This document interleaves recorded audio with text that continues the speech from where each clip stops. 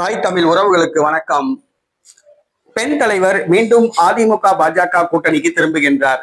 பெண் தலைவர் மீண்டும் அதிமுக பாஜக கூட்டணிக்கு திரும்புகின்றார் என்ற தலைப்பில் இந்த காணொலியை நாம் காண்கிறோம். 2026 தமிழக சட்டசபை தேர்தலில் அதிமுக பாஜக கூட்டணியிலிருந்து விலகி திமுக கூட்டணியில் இணைந்தவர் பிரேமலதா, தேமுதிக பொதுச் செயலாளர். ஒரு ராஜ்யசபா எம்பி சீட்டும் 10 எம்எல்ஏ தொகுதியும் வாங்கி போட்டியிட்டு ஒரே ஒரு எம்எல்ஏ தொகுதியில் மட்டும், விருத்தாச்சலம் தொகுதியில் மட்டும் பிரேமலதா வெற்றி பெற்றார்.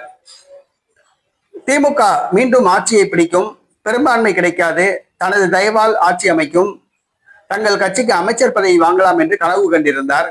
ஆனால் திமுகவும் தோல்வியடைந்தது, தேமுதிகவும் படுதோல்வி அடைந்தது.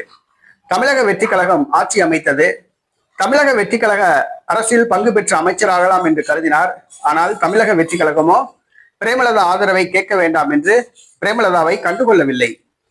தற்பொழுது உள்ளாட்சி தேர்தலில் திமுக தனித்து போட்டி என அறிவித்துள்ளதாக கூறப்படுகிறது. தேமுதிக கலங்கி போய் நிற்கிறது. உள்ளாட்சி தேர்தலில் குறைந்தது 2 மேயர் பதவிகளாவது கைப்பற்றலாம் என்று கனவு காண்கிறார். ஆனால் திமுக தனித்து போட்டியிடக்கூடிய ஒரு சூழ்நிலை உள்ளது. மேலும் அவர் தமிழக வெற்றி கழக கூட்டணிக்கும் செல்ல முடியாது. ஆகவே மீண்டும் அதிமுக பாஜக கூட்டணிக்கு வரலாம் என்று கூறப்படுகிறது.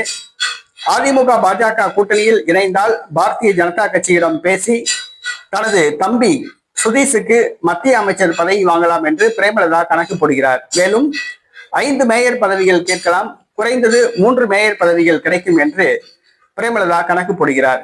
தற்பொழுது பிரேமலதா திமுக கூட்டணியில் உள்ளார். ஆனால் திமுக இவரை கண்டுகொள்ளவில்லை என்று கூறப்படுகிறது. மீண்டும் அதிமுக பாஜக கூட்டணிக்கு செல்லக்கூடிய மனநிலையில் பிரேமலதா உள்ளார். திமுக கூட்டணியில் அவருக்கு எதிர்பார்த்த வெற்றி கிடைக்கவில்லை, எதிர்பார்த்த காரியங்கள் நடக்கவில்லை.